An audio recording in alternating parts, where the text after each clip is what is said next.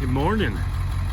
We got the mighty 7.3 turbo diesel warming up for its voyage back into town.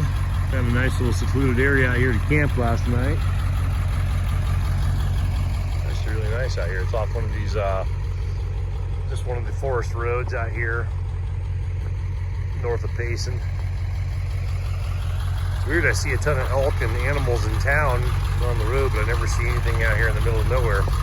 Did see some crazy flying cockroach hybrid beetle thing last night. It was pretty cool. Yeah, we had to swap some vans. Had a fuel pump go out in the 2013 gasser. So this is my old motocross van from back in the early 2000s. I bought back from my brother last year. The old plumbing van from a local plumbing company in Southern California when I lived down there. Had 100 and some odd thousand miles on it when I bought it. I used it for my motocross van. So you could lock everything in there. Had those big heavy duty locks on there, like a lot of tradesmen's vans have. So you can lock everything down, keep my dirt bikes, my gear bag and that stuff in there. And it's got the dual AC, so I go out there and camp out the track about, I don't know, 22 years ago. So go camp out in this van and run that rear AC.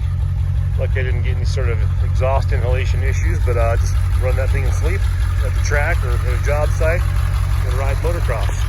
Got some really ugly mirrors on here. I mean, this is the sleeper of the century. If you want to go be a sleeper, look at those hubcaps. I mean, this van hasn't changed since 2000. Well, it's 2000. I bought it in late 2001. My brother owned it for about 15 years, and I got it back, it said, his last year. He ended up getting a motorhome through me and fell out of love with the van. He was using him and his gal to go camping, so I gutted it and getting ready to put some money into it, but didn't plan on using it this quick. But it's a good backup van. But yeah, I took my modular setup out of my 2013 I just built, slid that right out, and slid it right in. So anyway, this thing's all insulated. He took all the walls down, insulated it all. I think maybe even the ceiling, but I know for sure the walls. So this thing actually keeps the heat out pretty good, keeps the cold out pretty good, does a pretty good job if you want to set the temperature in here. I'm just running my bed platform, got my Tough Stuff fridge still going. I got this EcoFlow Delta 2's been awesome. So let's see where we're at on power. So 24%, I've used this for 3 days straight in pretty good heat, running that refrigerator. And the refrigerator's at 42 right now, but we've been between 38 degrees and 42 degrees on a Tough Stuff basic NRB knockoff refrigerator.